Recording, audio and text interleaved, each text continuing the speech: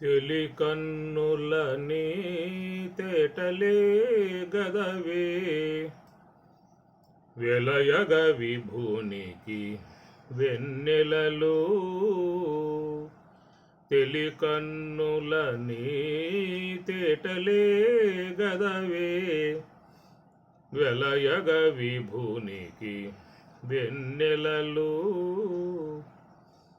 పొలకల మొలకల పొదులివి గదవే బలుమరు పూల పానుపులు ఏమని పొగడుదుమి ఇక నేను ఆమని శోభగుల అలమేలు మంగ ఏమని పొగడుదుమి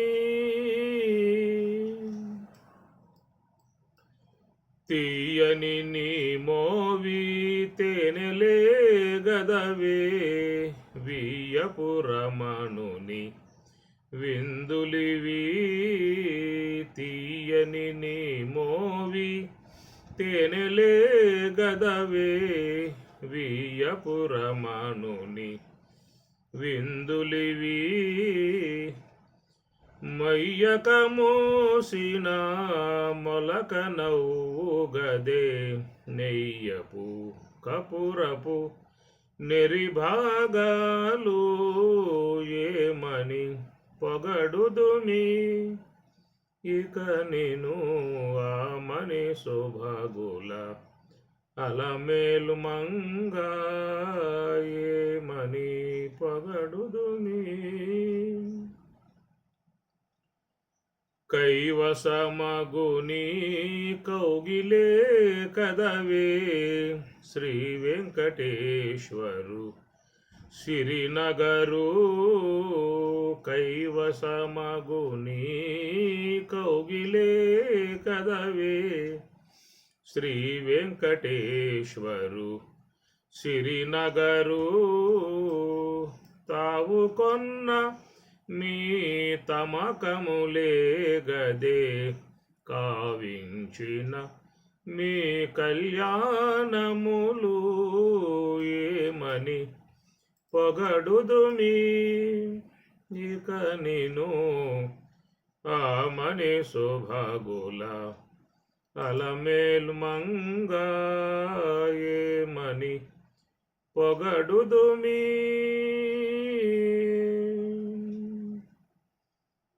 అమ్మలగన్నయమ్మ ముగురమ్మల మూల పుటమ్మ చాలా పెద్దమ్మ సురారులమ్మ కడుపారడి పుచ్చినయమ్మ తన్నులో నమ్మిన వేల్పుటమ్మల మనమ్ముల నుండిడియమ్మ దుర్గమాయమ్మ కృపాబ్ది ఇచ్చుత మహత్వ కవిత్వ పటుత్వ సంపదల్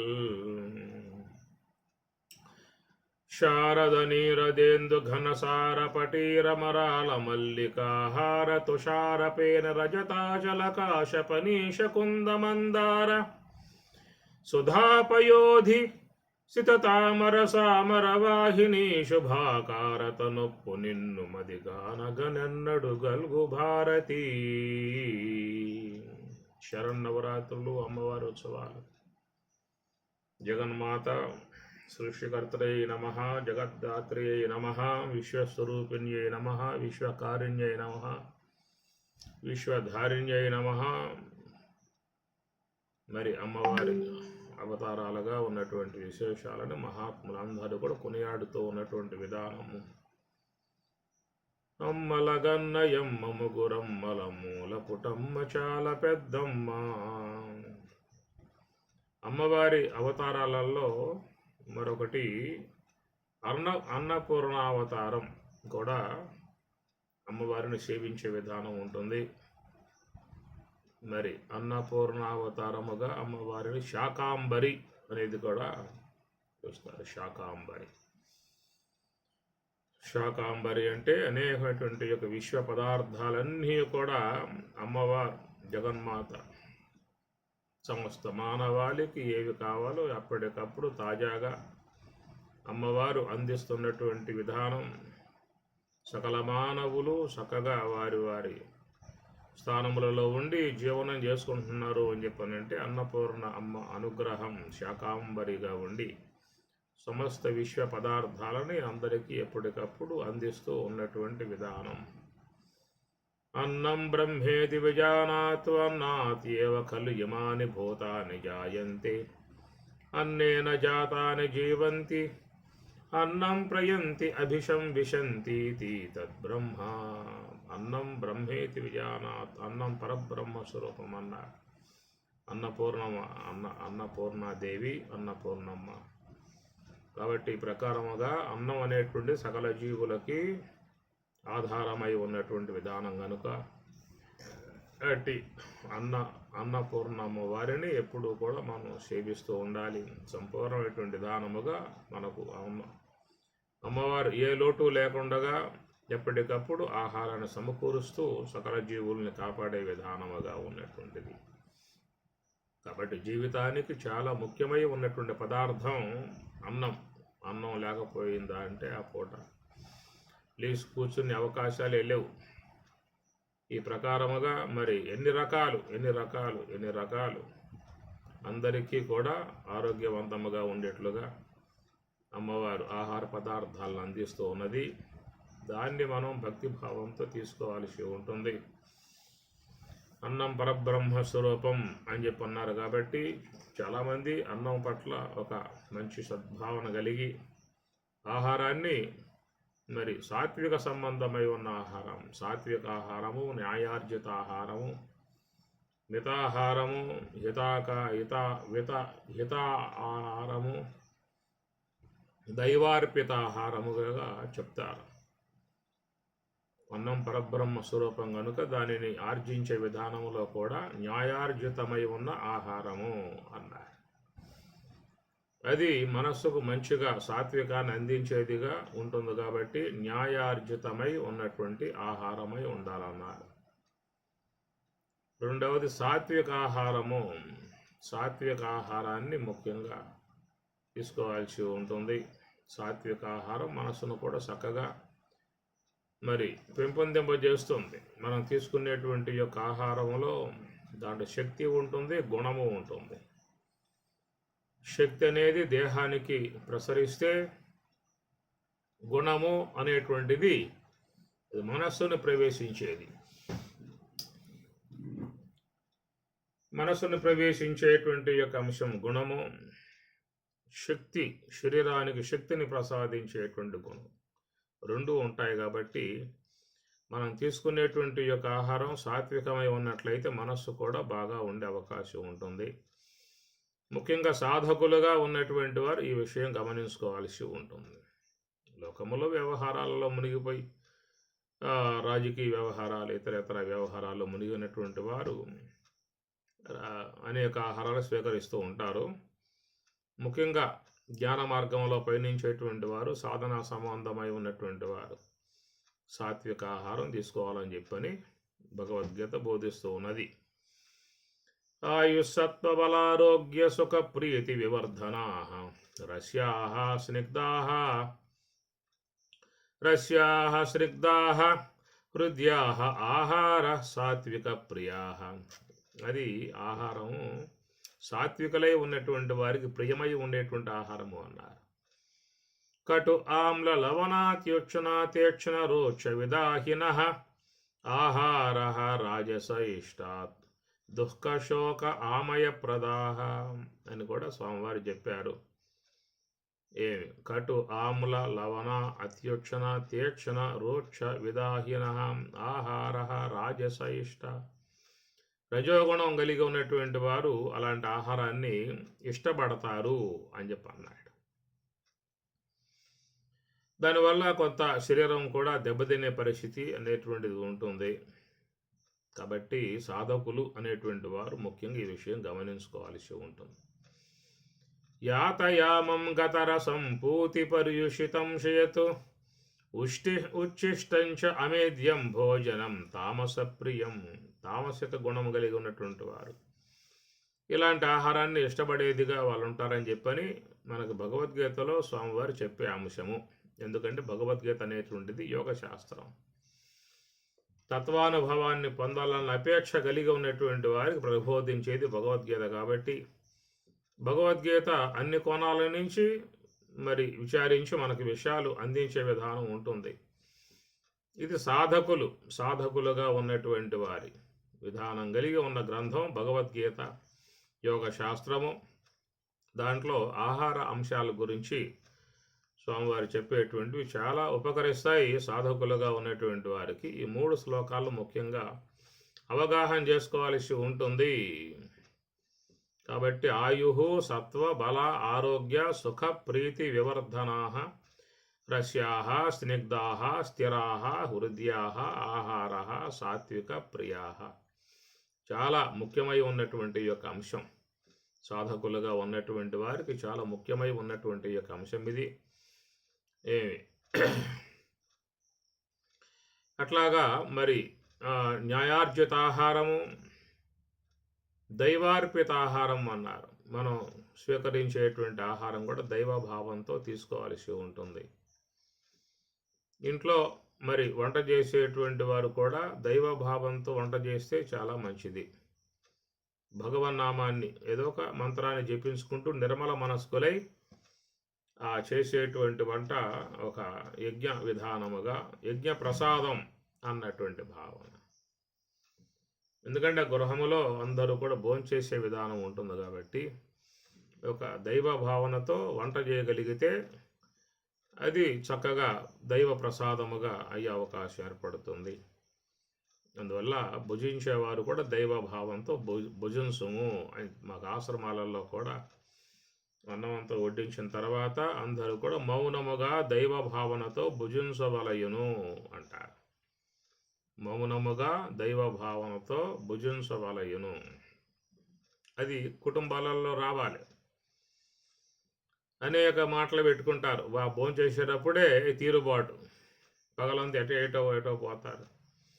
రాత్రి అయ్యిందంటే అందరూ కూడా తీరుబాటు కూర్చుంటారు. కాబట్టి ఇక ఆ బాతాకాని లోక సంబంధ వ్యవహారాలు, షాపు సంబంధ వ్యవహారాలు, వ్యాపార సంబంధ వ్యవహారాలు, ఈ కుటుంబ సంబంధ వ్యవహారాలు మొత్తం పెట్టుకుని ఇక ఆ పళ్ళ్యాలు ముందు పెట్టుకుని పదార్థాలు వడ్డించుకుంటూ మాట్లాడుకునే విధానం ఉంటుంది. అది మంచి పద్ధతి కాదు.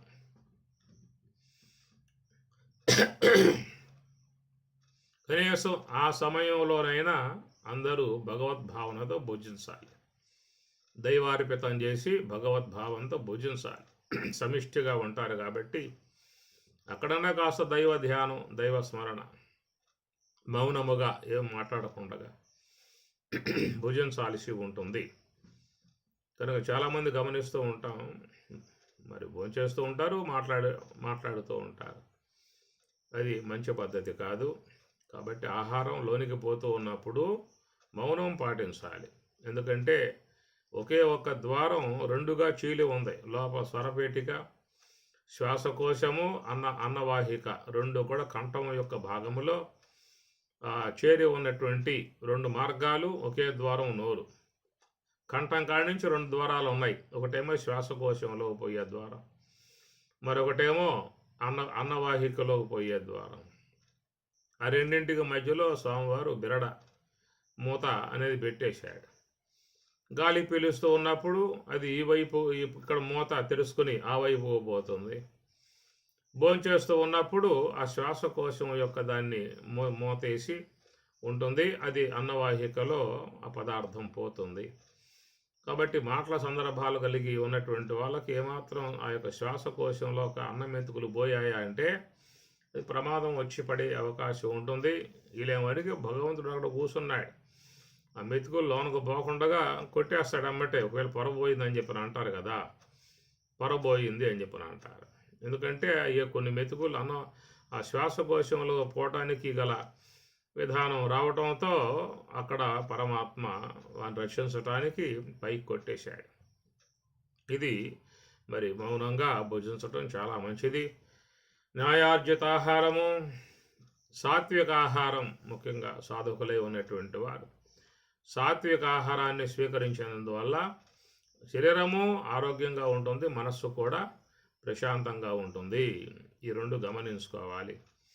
అందుచేత న్యాయార్జిత ఆహారము, సాత్విక ఆహారము, దైవార్పిత ఆహారము కనుక బ్రహ్మార్పణం బ్రహ్మహవి అని అంటారు. మాకు ఆశ్రమాలలో కూడా అంత వడ్డం చేసిన తర్వాత అప్పుడు భోంచేసే ముందు ఈ శ్లోకాలు మామూలుగా పురుషోత్తం ప్రాప్తి యోగం పారాయణం మొత్తం చేస్తారు. ఏదైనా ఓపిక ఉంటే కూడా మంచిదే. మీ గృహంలో అన్నం పెట్టినప్పుడు భగవద్గీత తీసుకోండి, పురుషోత్తం ప్రాప్తి యోగాన్ని పారాయణం చేయండి.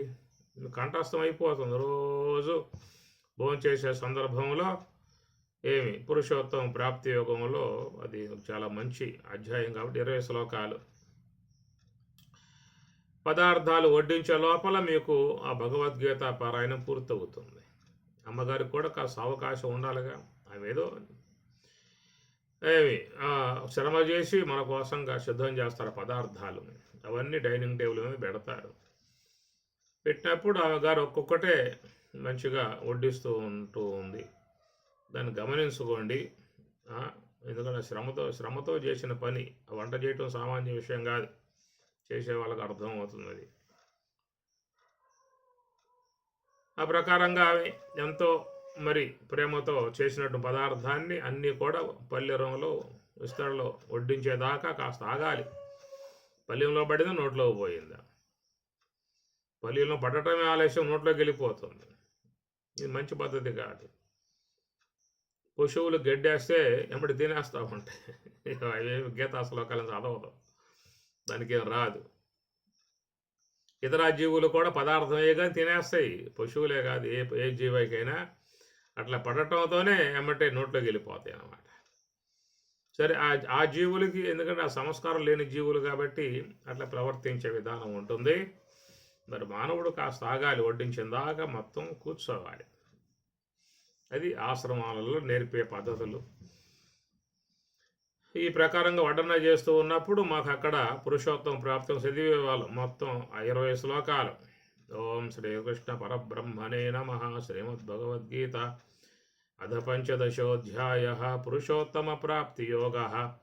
శ్రీభగవానువాచ ఊర్ధ్వమూలమధశాకం అశ్వత్థం ప్రాహురవ్యయం ఛందాంసి యస్య పర్ణాని యస్తం వేద స వేదవిత్ అధశ్చోర్ధ్వం ప్రసృతాస్తస్య శాఖా గుణ ప్రవృద్ధా విషయ ప్రవాలాః అని ప్రకారంగా రోజు ఒక అధ్యాయం అట్లా చదువుకోండి. మీకు 4 రోజుల్లో అధ్యాయం కంఠస్థం అయిపోతుంది మీకు.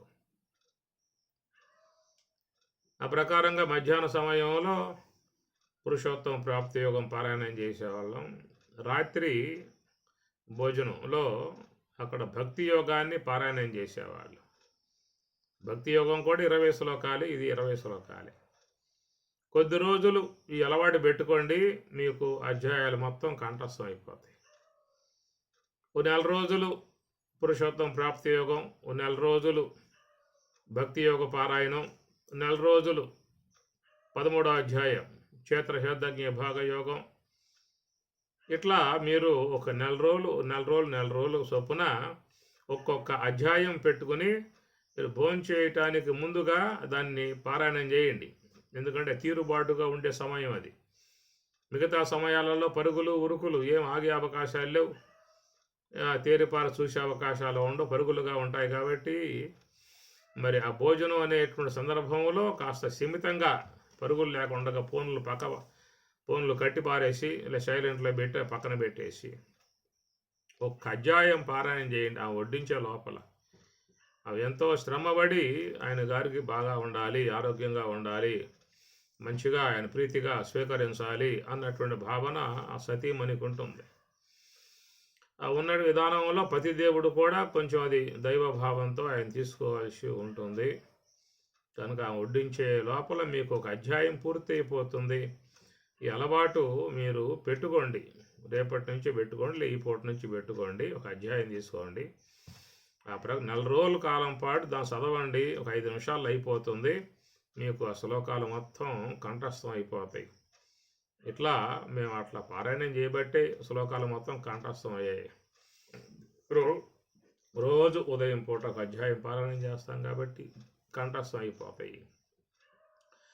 మనసంతా గీతామయం అయిపోతుంది. మనస్సే గీతక, భగవద్గీత మనస్సు.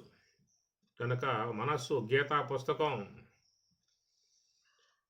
ఏమి గీతా పుస్తకం అక్కడ గీతా పుస్తకం ఉంటుంది, అక్కడ పరమాత్మ నివాసయామి, ఆయన నివసిస్తాడని చెప్పని గీతా మహాత్మ్యంలో చెప్పే మాట.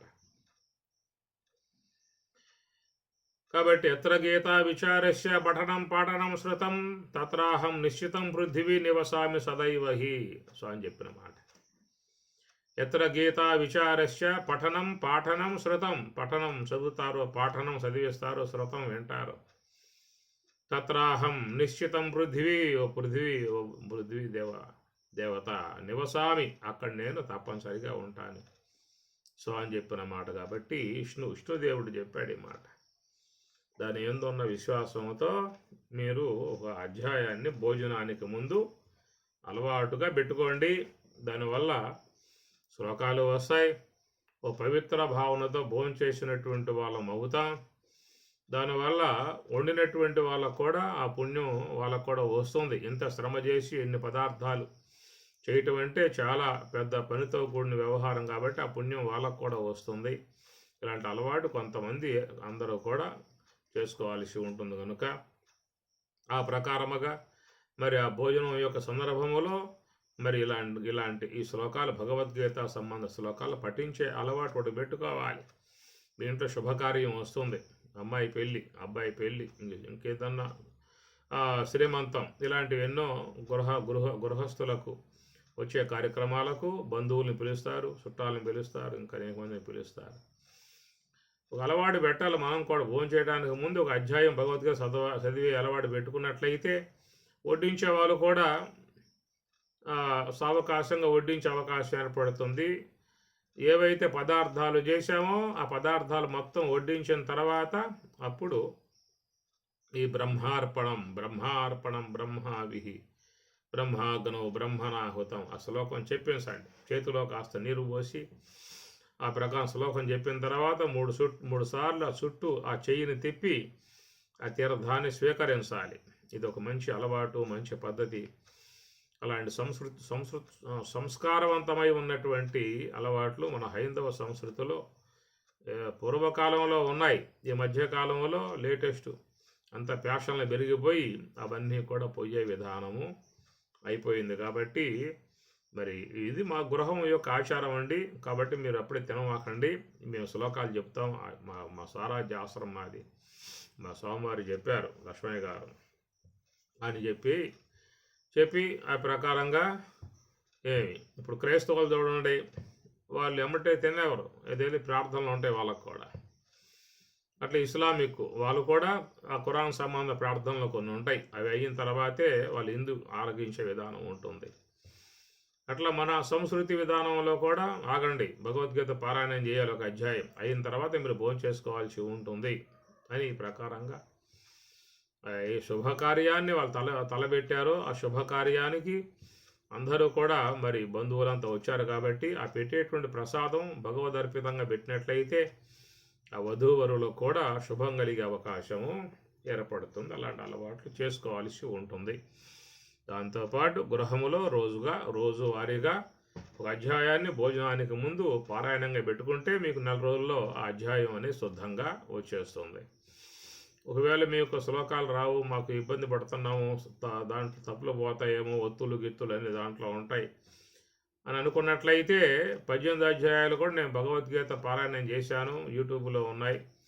అవి మీ గృహంలో పెట్టుకోండి, వింటూ ఉండండి. ఒక అధ్యాయం రోజు పారాయణం చేసేదాన్ని పెట్టుకోండి, మంచిగా శ్లోకాలు వచ్చేస్తాయి. అహం వైశ్వానరో భూత్వా ప్రాణినాం దేహమాశ్రితః ప్రాణాపాన సమాయుక్తః పచామి అన్నం చతుర్విధం అని స్వామి చెప్తున్నాడు. నేను వైశ్వనరాగ్నిగా శరీరంలో ఉండి ఆహారం పచనం చేస్తూ ఉన్నాను అని చెప్పని స్వామి చెప్పినటువంటి మాట. కాబట్టి ఆ ప్రకారముగా అన్నం బ్రహ్మేతి విజానాత్ అన్నాద్యేవ ఖలు ఇమాని భూతాని జాయంతే అన్నేన జాతాని జీవంతి అన్నం ప్రయంతి అభిషం విశంతీతి తద్బ్రహ్మా అన్న. అన్నం ననింద్యాతో తద్వ్రతం ప్రాణోవ అన్నం శరీరం అన్నాదం ప్రాణే శరీరం ప్రతిష్ఠితం శరీరే ప్రాణ ప్రతిష్ఠితః తత్ ఏతత్ అన్నం అన్నే ప్రతిష్ఠితం సహ యః ఏతత్ అన్నం అన్నే ప్రతిష్ఠితం వేద ప్రతిష్టతి అన్నవాన్ అన్నాదో భవతి మహాన్ భవతి ప్రజయా పశుభిః బ్రహ్మవర్చసేన మహాన్ కీర్త్యా అని తైత్రీయంలో వచ్చేటువంటి యొక్క అంశములు. అన్నము ననింద్యాతో, అన్నం ననింద్యాత్, అన్నాన్ని ఎవరో నిందించరాదు. అన్నం పరబ్రహ్మ స్వరూపం, అన్నం అన్నపూర్ణాదేవి జగన్మాత. అన్నం ననింద్యాతో తద్వ్రతం, తత్వ్రతం అది మహాత్ముల వ్రతం. అన్నం ననింద్యాతో, అన్నాన్ని దూషించరాదు. ప్రాణోవా అన్నం శరీరం అన్నాదం ప్రాణే శరీరం ప్రతిష్ఠితం. ప్రాణః వా అన్నం, ప్రాణము అన్నము అన్నారు. శరీరం అన్నాదం, శరీరం ఈ దేహమేమో అన్నాదం అన్నారు. శరీరం అన్నాదం ప్రాణే శరీరం ప్రతిష్ఠితం. ప్రాణే ప్రాణమునందు, శరీరం శరీరము ప్రతిష్ఠితం ప్రతిష్ఠ కలిగి ఉన్నది. శరీరే ప్రాణః ప్రతిష్ఠితః, శరీరే శరీరమునందు ప్రాణః ప్రాణము ప్రతిష్ఠితః ప్రతిష్ఠితయై ఉన్నది. తత్ ఏతత్ అన్నం అన్నే ప్రతిష్ఠితం తత్ అట్టి ఏతత్ ఈ అన్నం అన్నము అన్నే అన్నమునందు ప్రతిష్ఠితం ప్రతిష్ఠింపబడి ఉన్నది. సహా అతడు యహ సహా యహ యవహ ఎవడో సహా అతడు ఏతతో అన్నం అన్నే ప్రతిష్ఠితం అట్టివాడు అన్నమునందు ప్రతిష్ఠ పొందుతూ ఉన్నాడు. వేద ప్రతిష్టతి అన్నవాన్ అన్నాదో భవతి అట్టివాడు సంపూర్ణటువంటి యొక్క అన్నము కలిగి ఉంటాడు. మహాన్ భవతి గొప్ప స్థితిని పొందుతాడు. ప్రజయా సంతతి పశుభిః పశువులు బ్రహ్మవర్చసేన బ్రహ్మవర్చస్సు మహాన్ కీర్త్యా గొప్ప కీర్తివంతుడుగా అయ్యే అవకాశం ఏర్పడుతుందనేటువంటి మాట అన్నం గురించి బోధిస్తూ తైత్రీయంలో భృగువల్లి చివరిలో వచ్చేటువంటి మంత్రాలుగా ఉన్నటువంటి అన్నం ననింద్య తద్వ్రతం ప్రాణః వా అన్నం. ఇక్కడ అన్నాదములు అనగా అన్న అంటే భుజింపబడేది, అన్నాదం అంటే భుజించేవాడు అనగా భోగ్య వస్తువు, భోగి అనేటువంటి విధానంలో వచ్చేటువంటి యొక్క అంశములు. ప్రాణః వా అన్నం, ప్రాణము అన్నము అన్నారు. శరీరం అన్నాదం అన్నారు. కాబట్టి ఈ యొక్క ప్రాణములను ఈ శరీరం అనేటువంటిది వినియోగింపజేసుకుంటూ ఉన్నది. ఈ శరీరములో ఉన్నటువంటి ఏ యొక్క ప్రాణవాయువులు ఉన్నాయో ఇవన్నీ కూడా శరీరము తన యొక్క జీవనం కోసంగా ఆ యొక్క ప్రాణాన్ని తనకు వినియోగింపజేసుకుంటూ ఉన్నది అనేటువంటి మాట. కాబట్టి ప్రాణః వా అన్నం అన్నారు. శరీరం అన్నాదం, శరీరం అనేటువంటిదేమో అన్నాదం, అది భుజించేదిగా ఉన్నది అన్నారు. మరొక మాటలో ప్రాణే శరీరం ప్రతిష్ఠితం, ప్రాణే ప్రాణమునందు శరీరం శరీరము ప్రతిష్ఠితం ప్రతిష్ఠింపబడి ఉన్నది. ఇవన్నీ కూడా మనకి ఒక చాలా లోతైనటువంటి యొక్క అంశములుగా పారమార్థిక అంశములుగా వస్తాయి. దీంట్లో అన్నం యొక్క విధానం గురించి అన్నం న పరిశచ్చేత, అన్నాన్ని పారవేయరాదు. తద్వ్రతం అది మహాత్మ వ్రతము. ఆపోవా అన్నం, ఆపహ జలం అన్నం. జ్యోతి అన్నాదం, జ్యోతి అనేటువంటిది అన్నాదముగా ఉన్నది. అప్సు జ్యోతి ప్రతిష్ఠితం, జ్యోతిష్యాపహ ప్రతిష్ఠిత.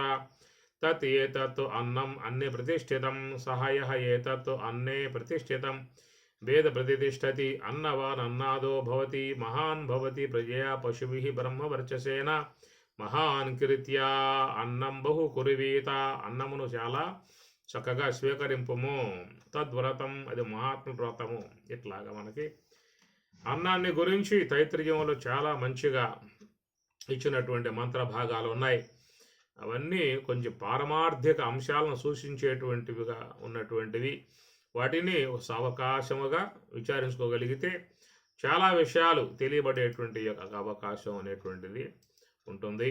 అందువల్ల అన్నపూర్ణమ్మ అవతారముగా మనం చెప్పుకునేటువంటి విధానములో అన్నమును గురించి ఉపనిషత్తులలో మంచిగా చెప్పబడ్డటువంటి విధానము కాబట్టి అన్నము అనేటువంటిది మన ఈ శరీరాలు అనబడేటువంటివన్నీ కూడా ఉనికి కలిగి ఉన్నాము అని చెప్పనంటే అన్నము యొక్క అనుగ్రహము.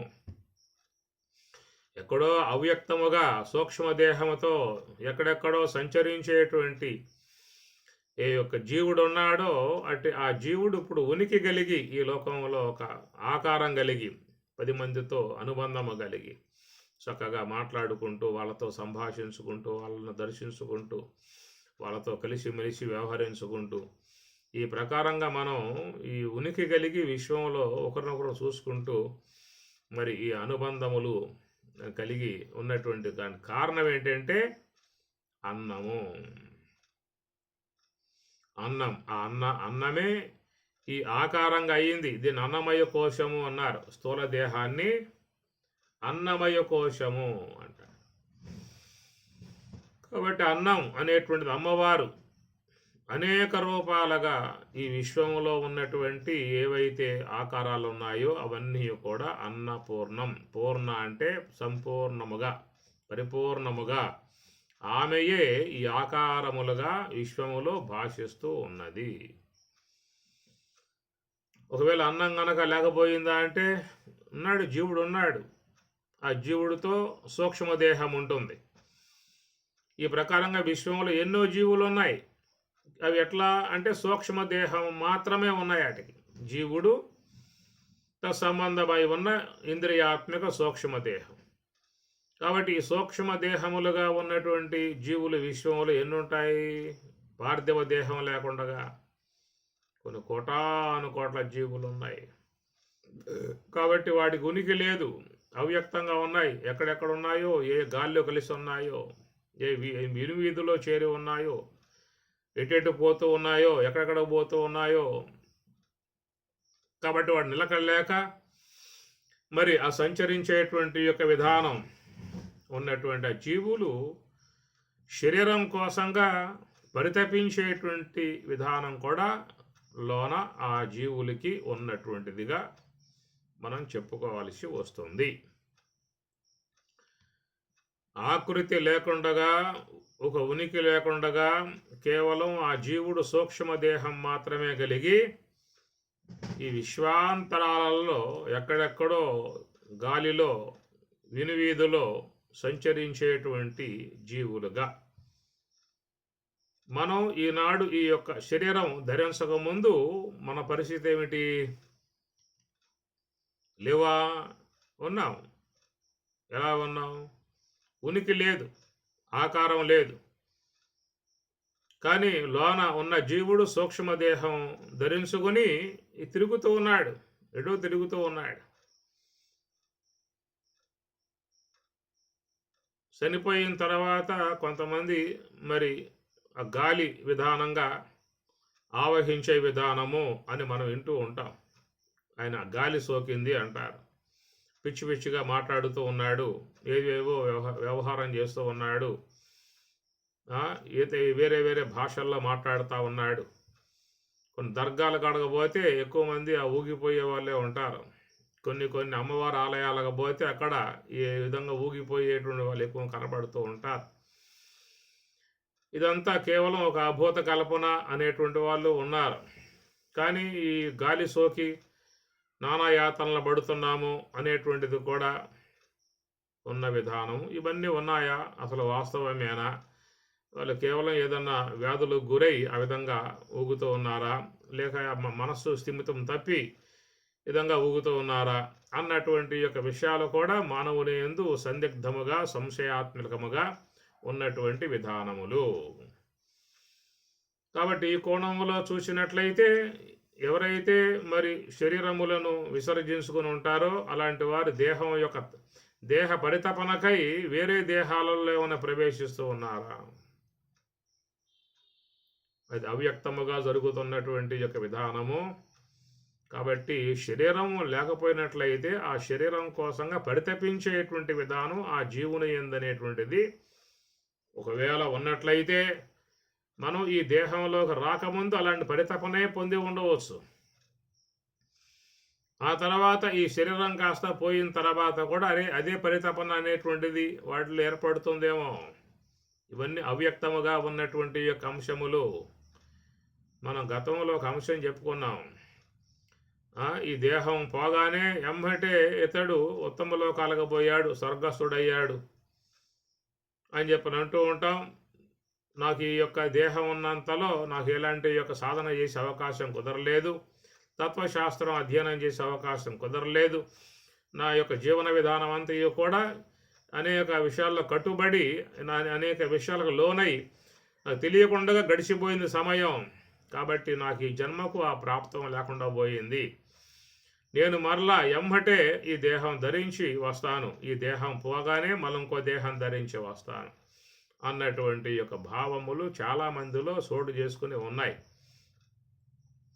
నాకు ఈ లోకంలో సుఖపడే అవకాశాలు లేవు, నిరంతరం కష్టపడే విధానమే. అనేక దుఃఖములతో జీవితం గడుస్తూ ఉన్నది, అనేక వేదనలతో గడుస్తూ ఉన్నది, ఆర్థిక సమస్యలతో బాధపడుతూ ఉన్నాను. కాబట్టి నేను సత్య సాధిస్తాను అనగా బతికొండంగా సుఖపడే అవకాశాలు లేవు.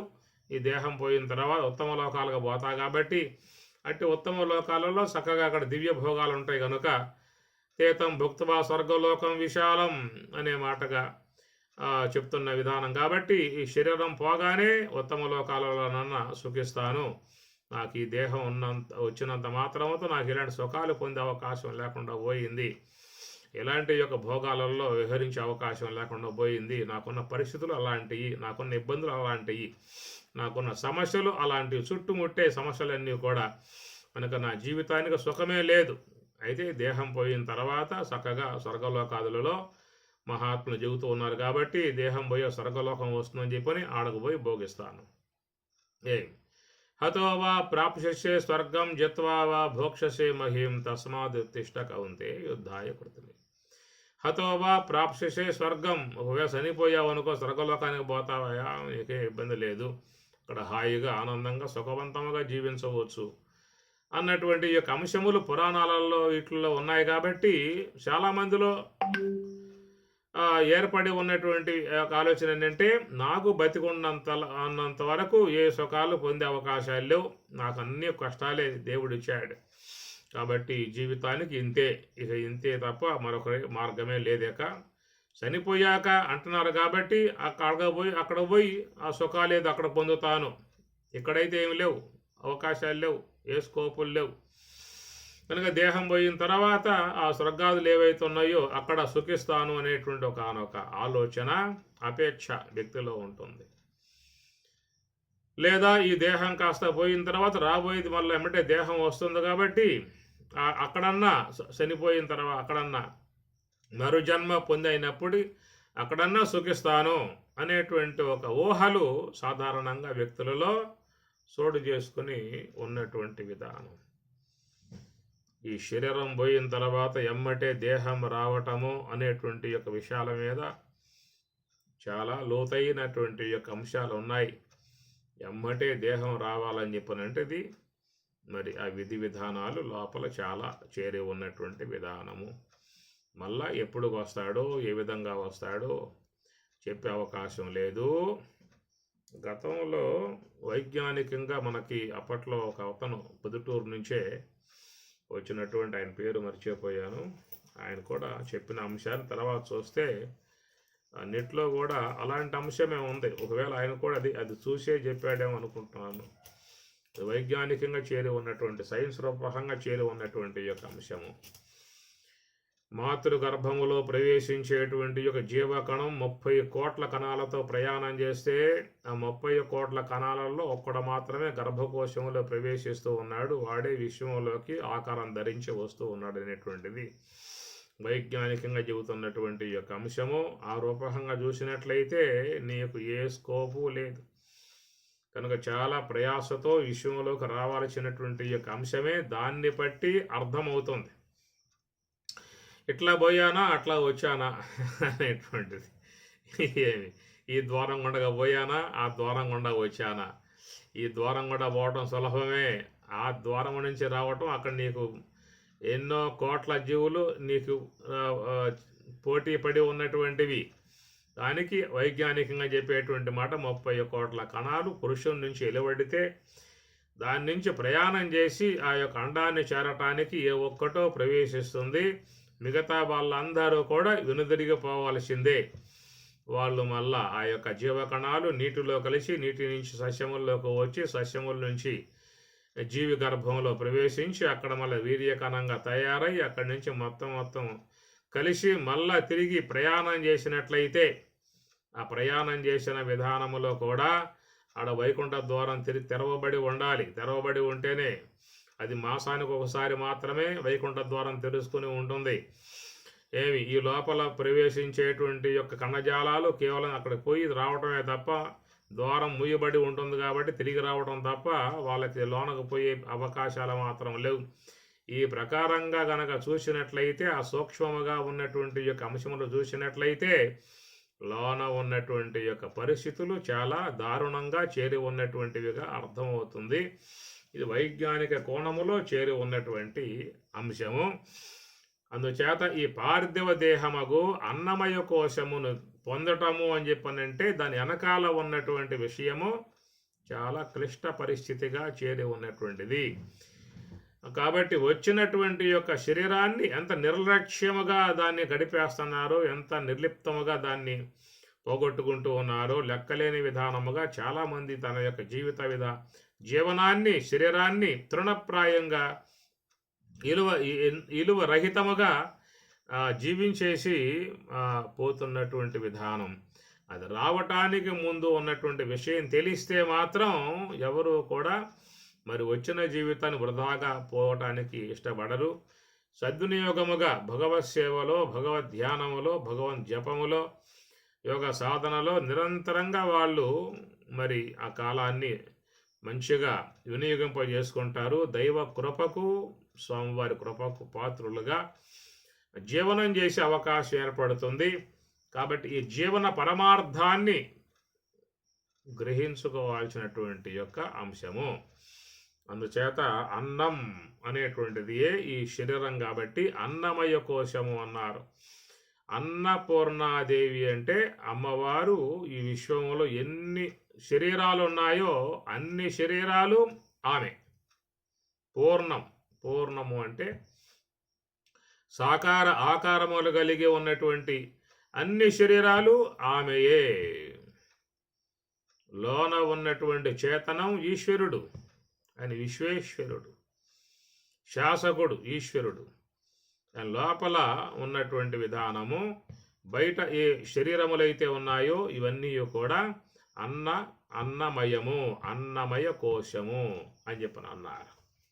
అందుచేత అలాంటి ఆ దేహాన్ని పెంపొందింపజేసుకునే విధానముగా ఉన్నటువంటి వారు మరి అన్నాన్ని నిందించకూడదు.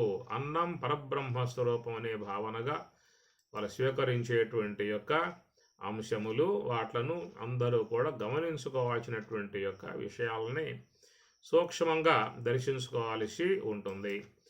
నిత్యానందకరీ వరాభయకరీ సౌందర్య రత్నాకరీ నిర్ధూతాఖిల ఘోర పాపనికరీ ప్రత్యక్ష మాహేశ్వరి ప్రాళేయాచల వంశపావనకరీ కాశీపురాధీశ్వరి భిక్షాం దేహి కృపావలంబనకరీ మాతాన్నపూర్ణేశ్వరి అని శంకర భగవత్పాదాచార్యుల వారు అన్నపూర్ణ అమ్మవారిని కొనియాడుతూ నిత్యానందకరి ఆ మహాకారణ స్వరూపినిగా ఉన్నటువంటి, మోక్షదాయినిగా ఉన్నటువంటి, ఆ తురీయమునందు ఉన్నటువంటి ఓంకార స్వరూపినిగా ఉన్నటువంటి అమ్మవారు అన్నపూర్ణాదేవి. ఆమె నిత్యానందకరి, నిత్య ఆనందకరి. ఆమె అందరికీ కూడా ఆనందాన్ని ప్రసాదింపజేసేగా ఉన్నది. మా మహాకారణములో చేరి ఉన్నటువంటి ఆ మహాకారణ స్వరూపినిగా ఉన్నటువంటి ఆమెయే అన్నపూర్ణ. అది సూక్ష్మాంశము, ఇదేమో స్థూలాంశం. మనం ఎంతవరకు చెప్పుకున్నటువంటి మరి అన్నం అనేటువంటి విధానములో మరి అందరూ కూడా స్వీకరించేటువంటి ఏ పదార్థమైతే అనగా ఏ జీవికి ఉండేటువంటి యొక్క ఆహారం ఆ జీవికి అన్నం అవుతుంది. అదభక్షణే అన్నం, అదభక్షణే అనగా భక్షించుటకు యోగ్యమై ఉన్నటువంటి యొక్క భాగాన్ని అన్నము అని చెప్పని అన్నారు. మరొక మాటగా చెప్పినట్లయితే ఆక్రియతే ఇది అన్నం, ఆక్రియతే లోనికి తీసుకునేటువంటి యొక్క భాగాన్ని అంతటిని కూడా అన్నము అనేటువంటి మాటగా కూడా చెప్పారు. అన్నం అంటే ఆక్రియతే, లోనికి తీసుకునేటువంటిది. అది నోటితో తీసుకోవచ్చు, చెవితో తీసుకోవచ్చు, కన్నుతో తీసుకోవచ్చు, ఏదేంతో తీసుకున్నా కానీ అవన్నీ కూడా ఆహార పదార్థములే. ఎందుకంటే స్థూల దేహానికి ఉన్నటువంటి అన్నపానీయములు ఆపోస్థానం ద్వారా తీసుకుంటాం. సూక్ష్మ దేహం యొక్క సంబంధమై ఉన్నటువంటి యొక్క ఆహారమును శ్రోత్రం ద్వారా తీసుకుంటాం. అటనే మరి నేత్రం ద్వారా గ్రహించేటువంటి దృశ్య పదార్థాల సంబంధమై ఉన్న ఆహారాన్ని నేత్రం ద్వారా కారణదేహంగా తీసుకుంటున్నటువంటి దానం. కాబట్టి ఈ యొక్క విషయాన్ని ఉద్దేశించి చెప్పినప్పుడు అక్కడ స్థూల దేహము, సూక్ష్మ దేహము, కారణ దేహము అనే పదాలు వాడారు. కాబట్టి మూడు దేహములే. ఎందువల్ల దిహి వృద్ధౌ దిహ్యతే అన్నరసేన వర్ధయతి ఇది దేహ. అన్నరసేన అన్నరసము చేత వృద్ధిని పొందే కాబట్టి వాటిని దేహములు అనే పేరు పెట్టారు. ఒక పార్థివ దేహం, స్థూల దేహం మాత్రమే దేహం అని చెప్పని అంతరికి పరిమితం కాలేదు. ఇంద్రియాత్మకమై ఉన్నటువంటి యొక్క అంశము కూడా దేహం అన్నారు. ఆ ప్రకారంగానే అవిద్యా సంబంధమై ఉన్నటువంటి కారణాన్ని కూడా దేహం అన్నారు, కారణ దేహం అన్నారు.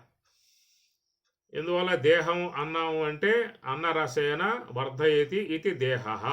దేహం అని చెప్పి అన్నప్పుడు అన్నరసము చేత వృద్ధి పొందేదిగా ఉన్నది కాబట్టి దాన్ని దేహం అనే మాటగా చెప్పారు.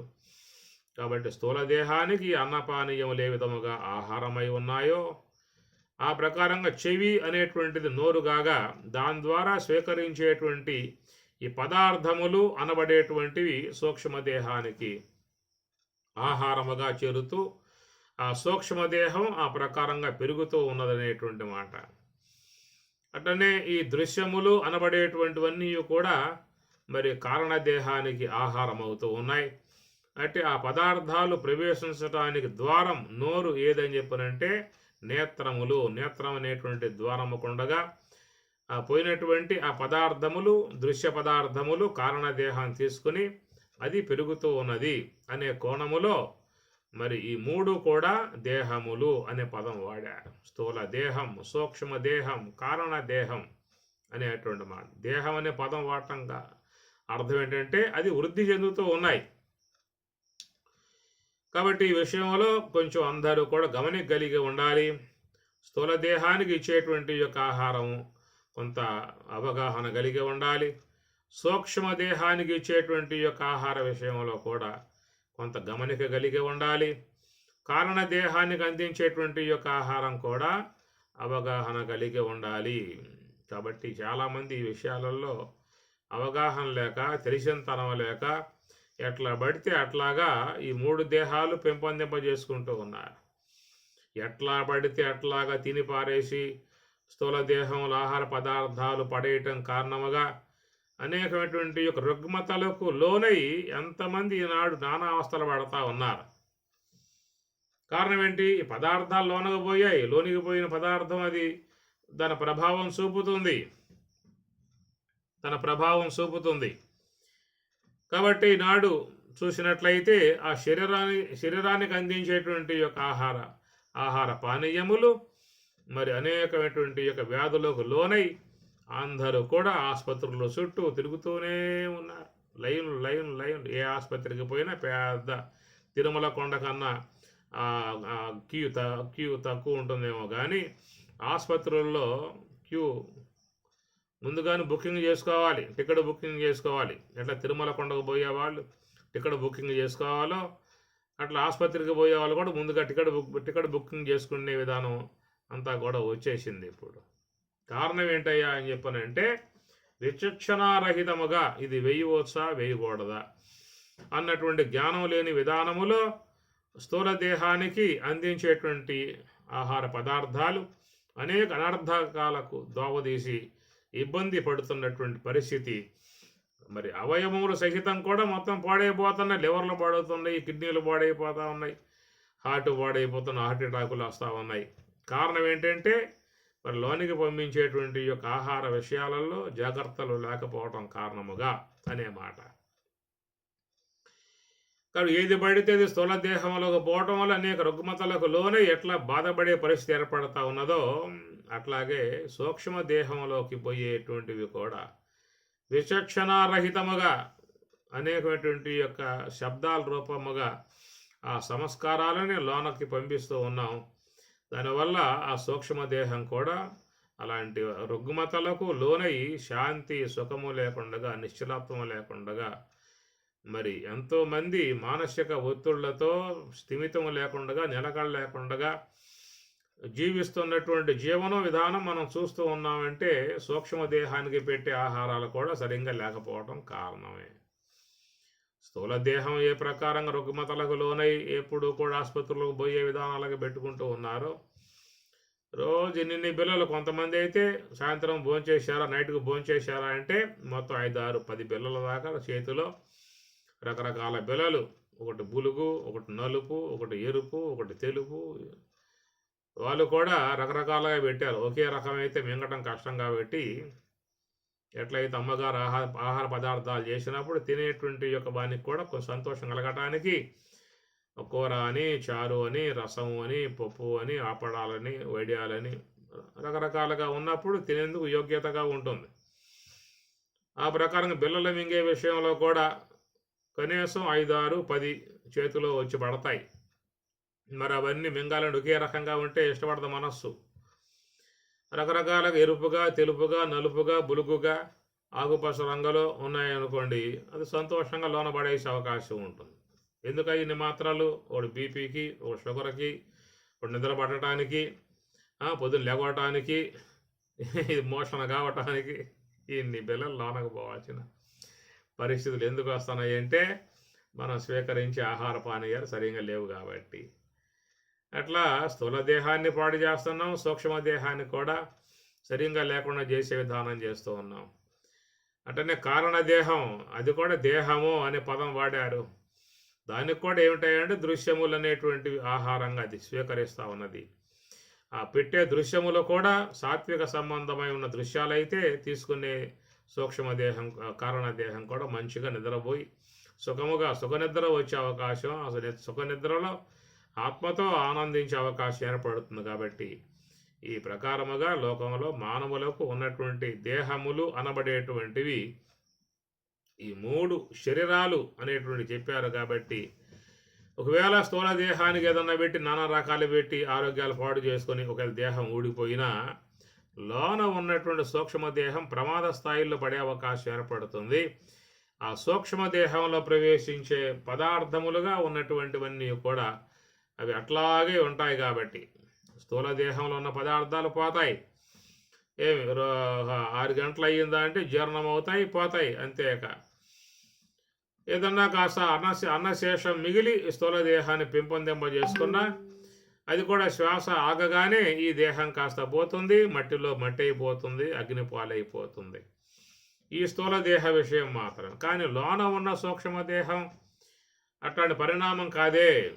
స్థూల దేహంలాగా భూపతనం అయిపోయినట్లుగా ఈ సూక్ష్మ దేహం కూడా దేని నుంచి ఆవిర్భావమైన దాంట్లో కలిసిపోయేట్లుగా ఉంటే ఎవరికి ఇబ్బంది ఉండదు. కనుక మన్ను నుంచి వచ్చింది కాబట్టి ఈ స్థూల దేహం మరి ఆ మట్టితో పెరిగింది కాబట్టి చివరికి మట్టిలోకే కలిసిపోయింది.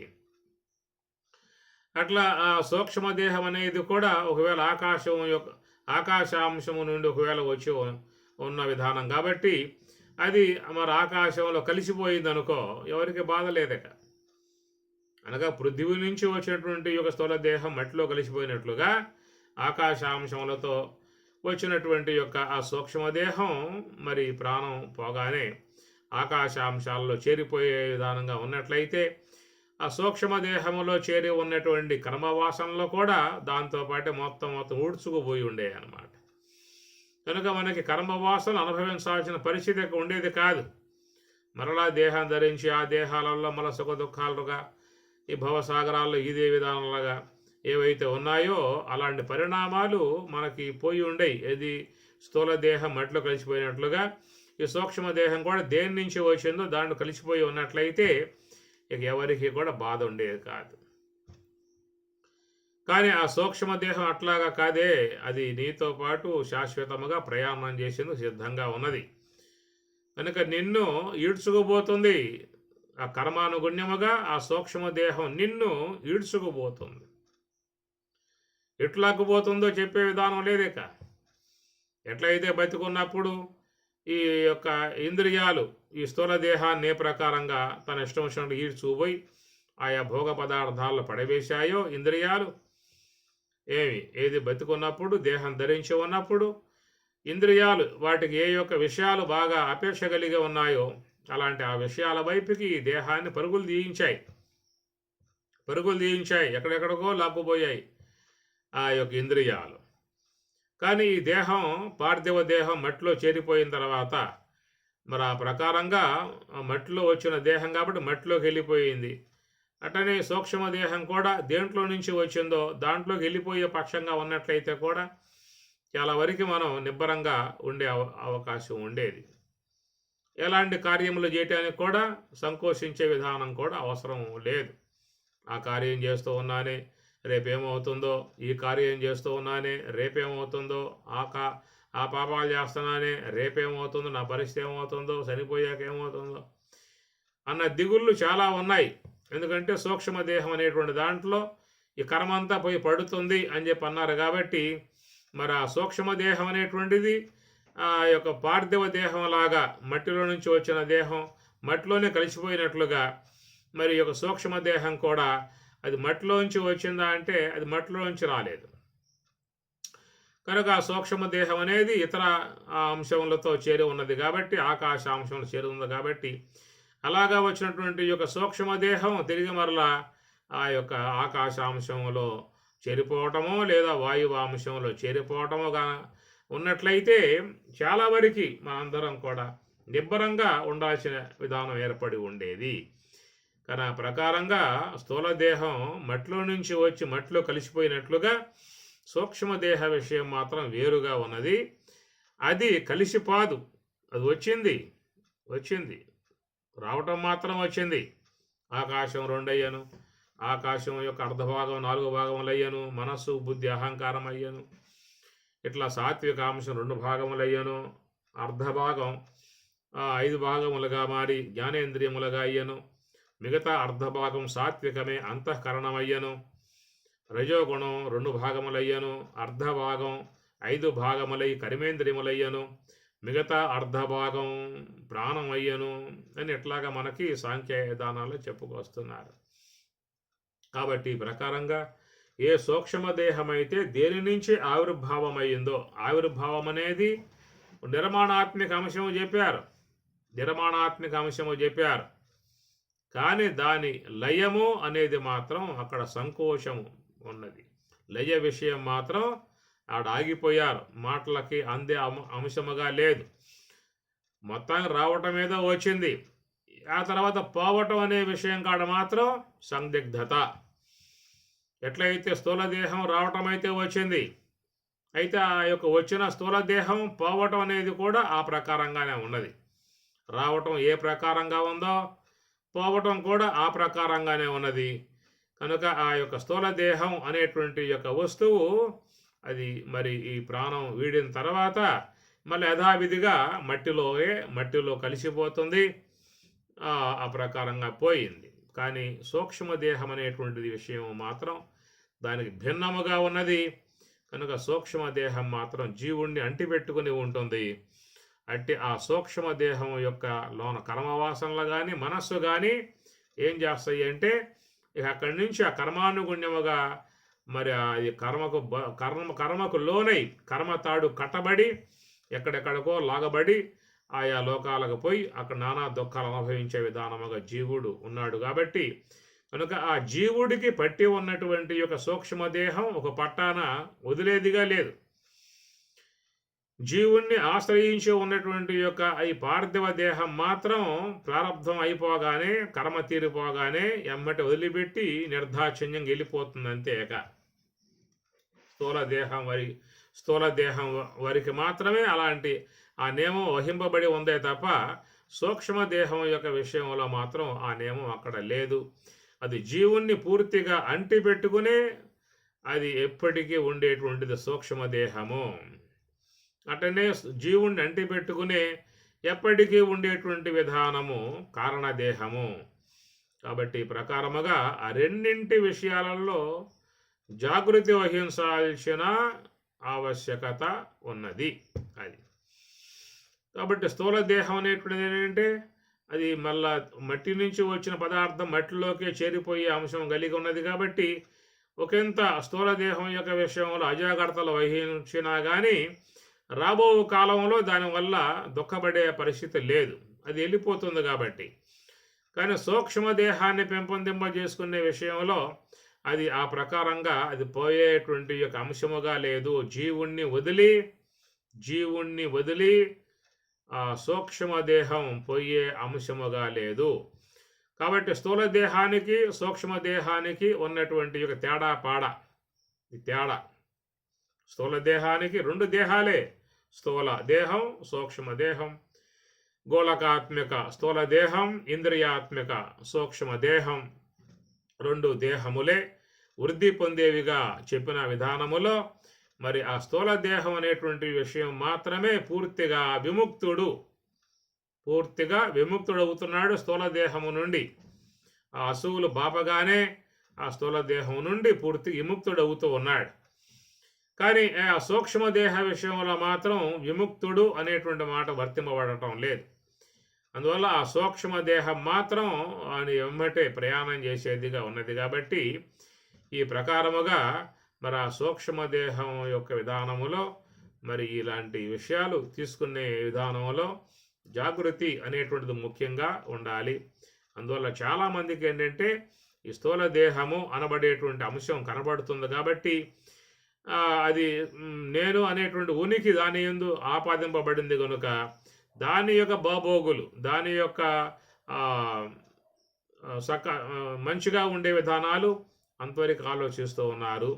అందువల్ల ఈ దేహములు అని చెప్పన్నప్పుడు స్థూల దేహము, సూక్ష్మ దేహము, కారణ దేహము అనే విధానాలలో మూడు చేరి ఉన్నటువంటి అంశములు. కాబట్టి వాటి విషయంలో ఆహార పదార్థములు తీసుకునే విధానం. ఎందుకంటే మాత అన్నపూర్ణ మాత అంటే ఆమె ఈ పూట శాకాంబరిగా సేవించే విధానము. కాబట్టి చాలా వరకు అందరూ కూడా అమ్మవారిని కూరగాయలతోనే అలంకరింపజేస్తారు. కూరగాయలు, బెండకాయలు, దొండకాయలు, బీరకాయలు, పొట్లకాయలు, సొరకాయలు, బూడిద గుమ్మడికాయలు ఏవైతే అమ్మవారు ఈ అనే ఆహార పదార్థములుగా రూపాలు కలిగి ఉన్నదో ఆ ప్రకారముగా ఇవన్నీ అలంకరింపజేస్తారు. కొన్ని చోట్ల చూడండి మీరు, అన్నపూర్ణావతారం అయిపోయి ఉంటుంది ఇప్పటికి ఎప్పుడో, అయినా సబ్జెక్ట్ నడుస్తుంది కాబట్టి చెప్పుకుంటూ ఉన్నాము. అట్లాగా మరి అలంకరింపజేసే విధానం అది చాలా మంచి భావన. అదే భావన మన యొక్క మనసులో కూడా పెట్టుకోవాలి. కాబట్టి ఈ ప్రకారముగా సాత్వికమును పెంపొందింపజేసేదిగా ఉన్నటువంటి ఆ కూరగాయలు అనేటువంటివి శరీరానికి ఆరోగ్యాన్ని ఇచ్చేటువంటివిగా ఉంటాయి. అవి మాత్రమే తీసుకునే విధానంగా చేయాలి. ఇతర రజోగుణాంశము కలిగి ఉన్న పదార్థాలు ఉన్నాయి, తామసికాంశము కలిగి ఉన్న పదార్థాలు ఉన్నాయి. కనుక అవన్నీ కూడా పదార్థములే, అవి కూడా ఆహార పదార్థములే. అయినా తీసుకోవాల్సిన అంశములు కొన్ని ఉంటాయి, దూరంగా ఉండాల్సిన అంశములు కొన్ని ఉంటాయి. ఎందుకంటే ప్రకృతి విధానములో అన్నీ కూడా అమ్మవారే ఆకారములు కలిగి ఉన్నది. అయినా తీసుకునే విధానం, తీసుకునే విధానం, స్వీకరించే విధానం, వదిలే విధానాలు రెండు కూడా వ్యక్తి వివేకముతో గ్రహించి ఉండాలి. పరమాత్మ ఏమన్నాడు? ఆదిత్యానాం అహం విష్ణు అన్నాడు, నేను విష్ణువు అన్నాడు. మనకు విష్ణువుని ప్రార్థిస్తూ ఉన్నాం. ఏమి రుద్రానాం శంకరశాస్మి, రుద్రులలో శంకరుడు నేనని చెప్పిన అన్నారు. ఆయన స్వీకరిస్తూ ఉన్నాం. ఏమి అట్లనే మృగాణాం చ మృగేంద్రోహం, మృగాలలో మృగేంద్రుడు అనగా సింహం నా యొక్క విభూతి అన్నాడు. ఆడబోతే గోయిందా. పరమాత్మ చెప్పాడు కదా, మృగాలలో సింహం నేనని చెప్పేసి అని. మనకేం భయం? పరమాత్మ సింహమై ఉండగా అని చెప్పనే ఉద్దేశంతో పోయామనుకో, ఆయన ఏం చేస్తాడు? మొత్తం స్వాహా చేసి వారేస్తాడు. కాబట్టి ప్రకారముగా నేను విష్ణువుని అన్నాడు, నేను శివుణ్ణి అన్నాడు. అట్లనే మృగానాంచ మృగేంద్రోహం, నేను మృగముని అన్నాడు. అవన్నీ విభూత్యాత్మకముగా ఉన్నప్పటికీ కూడా సాధకులే ఉన్నటువంటి వారు ఏవి స్వీకరించాలో, ఏవి కొంచెం దూరంగా ఉండాలో అనే విషయాలు కొంత ఒకంత విధానం కలిగి ఉండాలి. అట్లా అమ్మవారి విధానము ఈ పూట శాకాంబరిగా పూజించే విధానములన్నీ కూరగాయలు ఎట్లయితే అమ్మవారిని పెట్టి ఆమెకు నివేదనగా చేసి అలంకరింపజేసుకొని అమ్మవారిని సేవించుకుంటూ ఉన్నామో అలాంటి విధానం జీవితంలో పాటించాలి. ముఖ్యంగా ఆరోగ్య విధానముగా చెప్పే సూత్రాలలో మరి ఈ శాఖ అనగా కొమ్మల నుంచి వచ్చే వృక్షముల నుంచి వచ్చేటువంటివి అవి చాలా ఆరోగ్యకరమై ఉన్నటువంటివి కనుక వృక్షముల నుంచి గింజల నుంచి వచ్చేటువంటివి చాలా శరీరానికి ఆరోగ్యకరము కనుక మృగాల నుంచి వచ్చేటువంటి వాటిలను కొంచెం దూరంగా ఉండమని చెప్పని కూడా చెబుతూ ఉన్నారు. ఏదైనా ఈ పూట మనం అమ్మవారిని ఏ రూపకంగా చూస్తూ ఉన్నామో ఏటితో కొలుస్తూ ఉన్నామో ఏటితో అలంకరింపజేసుకుంటూ ఉన్నామో అలాగా ఉన్నటువంటి యొక్క వాటిలలో ఎక్కువగా అమ్మవారు రసస్వరూపిణిగా ఉన్నది. వాటిలో రసస్వరూపిణిగా ఉన్నది. కూరగాయలలో అమ్మవారు రసస్వరూపిణిగా ఉన్నది. అలాంటి కూరగాయలను ఆరోగ్యవంతముగా ఉన్నటువంటి అనగా యోగా సంబంధమై ఉన్నటువంటి వారు ఆ రసాలను స్వీకరిస్తారు. నేరుగా ఆ కూరగాయల నుంచి వచ్చే రసాలని ఆ దేహానికి తీసుకోవటం వల్ల మన ఈ శరీరం కూడా ఆరోగ్యకరంగా ఉండే అవకాశం ఏర్పడుతుంది. కాబట్టి ఆ ప్రకారం అమ్మవారిని శాకాంబరిగా అన్నపూర్ణాదేవిగా ఆరాధించేటువంటి దానముగా ఉన్నటువంటి వారు సాత్విక ఆహారమును స్వీకరించి శరీరాన్ని ఆరోగ్యవంతముగా ఏర్పాటు చేసుకుని దాని ద్వారా దైవ మార్గంలో పయనించి అమ్మవారి కృపను సంపాదించుకుని సర్వేశ్వరుణ్ణి ఆరాధించుకుని బ్రహ్మములో చేరిపోవలసి ఉంటుంది. అలాంటి భక్తిని, శక్తిని, జ్ఞానాన్ని, యోగ సమాధిని అన్నిటినీ ప్రసాదింపజేసేటువంటి యొక్క జగన్మాతకు బ్రహ్మస్వరూపినికి అమ్మవారికి నమస్కరించుకుంటూ అందరినీ ఆశీర్వదించవలసింది కోరుకుంటూ ఓం సహనావతు సహనౌ భునక్తు సహ వీర్యం కరవావహై తేజస్వినావధీతమస్తు మా విద్విషావహై. ఓం శాంతి శాంతి శాంతి. హరి ఓం తత్సతు. శ్రీ గురుభ్యో నమః. హరి ఓం.